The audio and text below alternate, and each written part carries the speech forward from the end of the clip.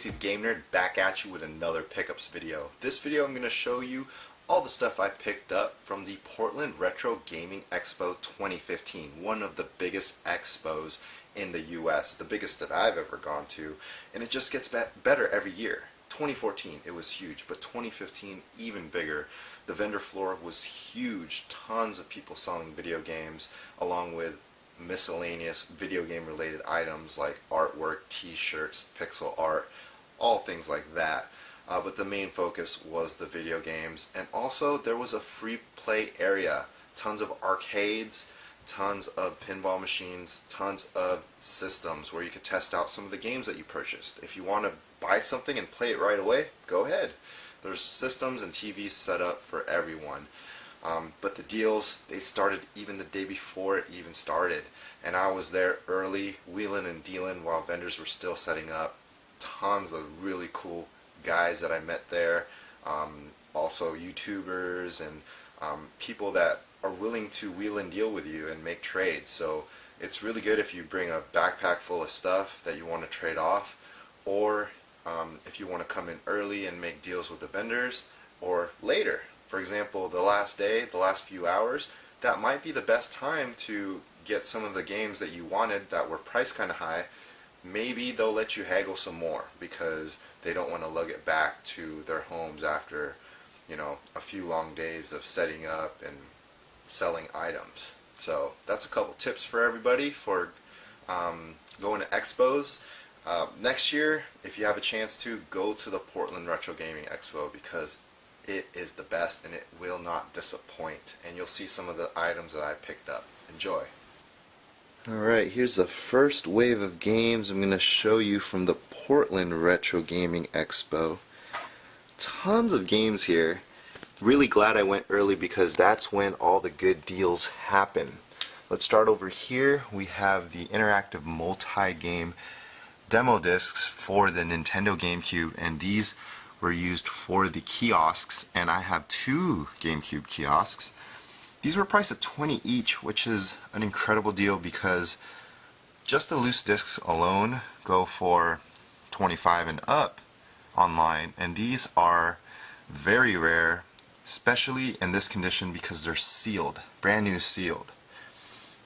Then we have a few Super Mario Bros. 2 and Turtles 2, the arcade game. I always pick those up when they're cheap because it helps sell the regular Nintendos. We got Panzer Dragoon 2 along with these 10 Super Nintendo games, and I got all these from my buddy Ben, and he got a great deal on these and he passed the savings on to me. So that's how it worked. We have the Incredible Hulk, and all these boxes are in awesome shape. Alien vs. Predator, Super Star Wars Return of the Jedi, Super Star Wars The Empire Strikes Back, X-Men Mutant Apocalypse, and this is awesome. Check out this box for RoboCop vs. Terminator. Very unique. And like I said, awesome shape. And this goes for a lot, and he gave me a really good deal on all these. Dracula, RoboCop 3, and Maximum Carnage. And I'm so glad that all these came with their manuals and the labels were in great shape. So thanks, Ben. And we got Dragon Valor, and I got this for PS1 because I'm going for the PS1 RPG set, and when I bundled this with some other items, it came out to 15 bucks, so can't pass that up. These are a bunch of regular Nintendo miscellaneous games, some loose games, all from one vendor at the Portland Retro Gaming Expo. And I've met this guy before. I found out he was the guy that sold me the Nintendo test station from a few videos ago. And I'm really happy because he hooked me up with some good prices. Let's start here. We got Super Mario 3. This is from the challenge set. See the challenge set sticker here? He gave this to me for 20 bucks. Really good price. Just look that up on eBay and you'll see why. And we got Turtles 3 Manhattan Project. This one did not come with the manual, and the box is rough. but he gave it to me for the price of a loose cartridge, $20. So thank you for that. The price of a complete boxed one is way, way, way more, especially if it's in good condition. Got the Punisher, Metroid, Ghost Lion, really hard game to find complete in box. Got Mega Man 2, Mega Man 4, and his deals were probably the best, or one of the best, at the Expo. For example, he gave me Mega Man 4 for $50 before bundling, and he knows that this goes for $90+ because he was basing his prices off of the pricing charts, but he would lower it drastically for a lot of people. Especially the first guy that he made a deal with. First guy spent $1,800 at his booth. So if you know the first guy is going to spend $1,800, his deals are awesome. We got High Seas Havoc for Sega Genesis, Mega Man X8, Mega Man X7 for PS2, Keith Courage, I got it because it was in the $2 bin, why not? We got Doom, this is the long box version, and that was $15 before any bundling pricing, so it was definitely less than 15. And these are all loose games. Some come with the manuals, but this came out to $5 each once he bundled it. And everyone knows these are definitely more than $5. Like Dragon Warrior 2, that's way more than $5. Impossible Mission 2, that's pretty cool. Black Cart, Adventures of Link, F-15 with the manual. We got Attack of the Killer Tomatoes. We got DuckTales, The Last Ninja, Chippendales with the manual, Journey to Silas. We got Ninja Crusade, Battletoads, 2 copies of Castlevania 2. I mean, for $5, why not? Got Barman, Prince of Persia, Super Dodgeball, Joshua, Power Punch 2, Gauntlet, which I probably shouldn't gotten, but it came with the manual, so why not? And Legend of Zelda with the manual. So thanks, Tyler, for all the good deals. Here are some Sega Saturn and Sega CD games that I picked up at the Expo. Lots of titles that I needed for the set. I'm really glad I went because I was able to knock out a lot of titles that I needed. Now for the Sega CD, I only need 8 more titles, then I'm done with the set. Quite amazing. But Sega Saturn, I'm still far away from the set. I have over 100 left to get. But I'm taking things slowly with the Sega Saturn because I know that the prices are really expensive, so I have to be patient. I don't want to overpay. Now this Virtual Cop 2 box is really hard to find. This is the first time I found it, and I got a good price. I already had the Stunner and the Virtual Cop 2 game, so this was $5. Amazing.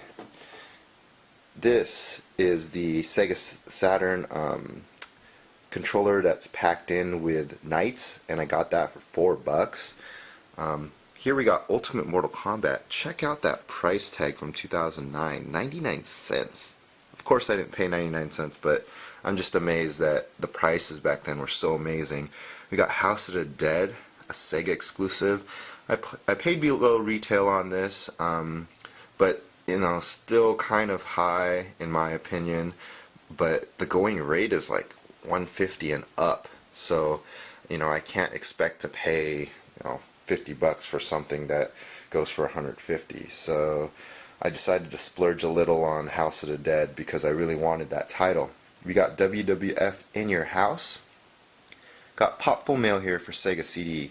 I got a really good deal on this, and I already have this, but I decided to pick it up anyways because it was such a good deal, and I could definitely trade this for other games that I need for the set. This was $115 after the bundle deal, and usually it goes for like $160 on eBay. So sometimes you just gotta buy things and use it to trade. Then we got Casper here for Sega Saturn, needed that. And I also bought some games that I didn't need, but the cases were nice. For example, NBA Action and NBA Live 97. I mean, 50 cents, $1 each for some of these sports titles. And if the cases are good, you should pick them up because you can use the cases to replace some of your broken cases. Got BC Racers, needed that for Sega Cd. I'm so happy with the Sega Cd now that I only need 8 to finish the set. We got Alone in the Dark for Sega Saturn, Mysteria for Sega Saturn, Battle Monsters, Highway 2000, Breakpoint Tennis, Andretti Racing. We got Atari Collection 1, Arcade Greatest Hits, and I got all these from the same seller, and his cases were in amazing shape, no cracks, and really good deals. And these 6 Sega CD games all came from a trade from my buddy Jeremy. He picked all these up in Oregon, including the very rare NBA Hang Time 95. No joke, this game's hard to find. It's rare and it's kind of pricey. It's like $45 and up. I was quite surprised, but traded him some TurboGrafx games.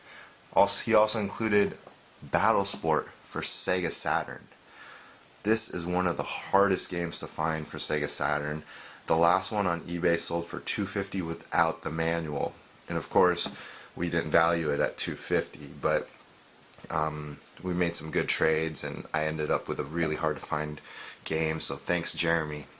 Got this for $1. This is the Virtual Fighter 2 Virtual Cop and Daytona USA pack-in games.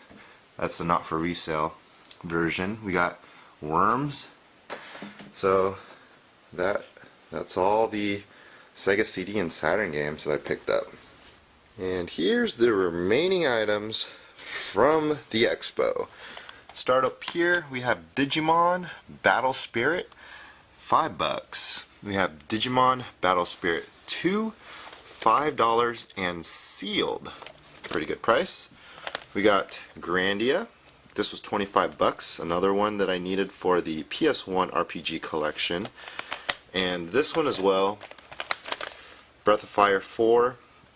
And I paid $30. Couldn't haggle too much because I purchased this from my friend Steve, also known as Stilo.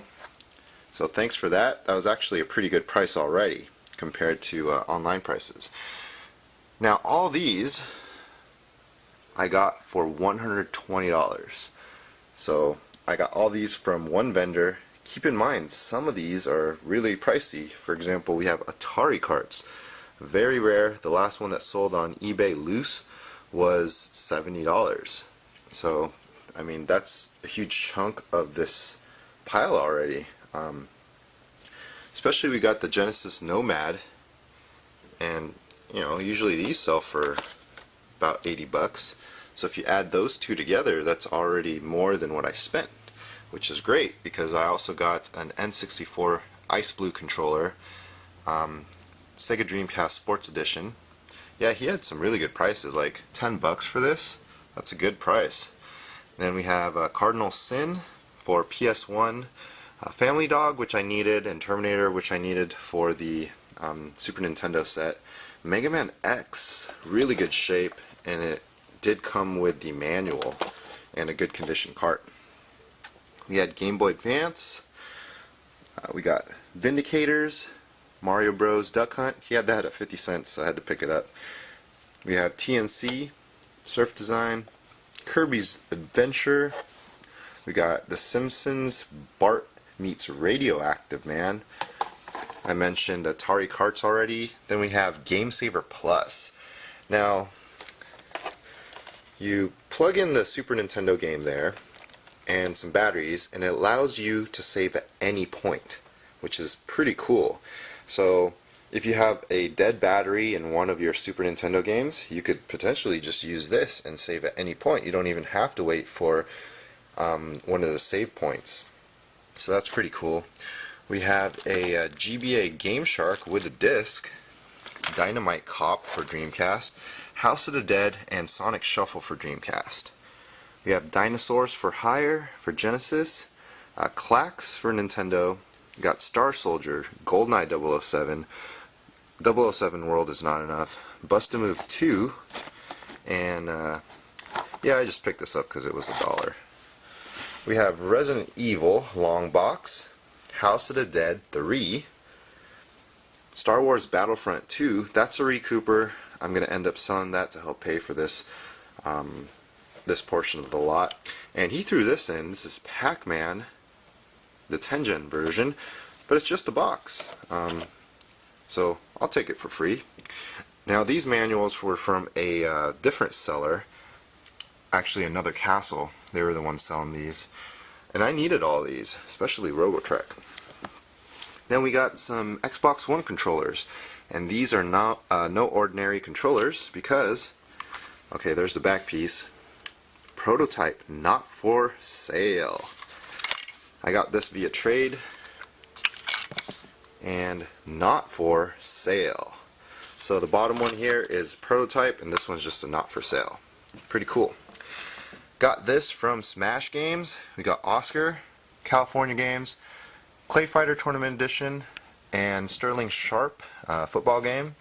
And I paid $20 for all these, and that's pretty good because Oscar alone goes for $30+.